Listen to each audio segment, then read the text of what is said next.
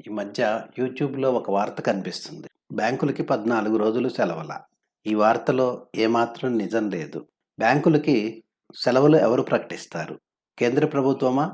Reserve bank of ఇండియానా? ఈ 2 కాదు.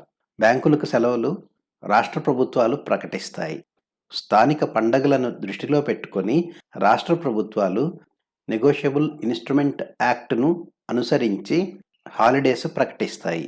మార్చిలో 5 రోజులు ఆదివారాలు, 2 రోజులు రెండవ శనివారము, నాలుగో శనివారము ఉన్నాయి. మొత్తం 7 రోజులు సెలవులు. ఇవి కాక అదనంగా మహాశివరాత్రి, హోళీ, గుడ్ ఫ్రైడే ఈ 3 రోజులు కూడా అడిషనల్‌గా సెలవులున్నాయి. అంటే 7 + 3 మొత్తం 10 రోజులు మాత్రమే బ్యాంకులకి మార్చిలో హాలిడేస్.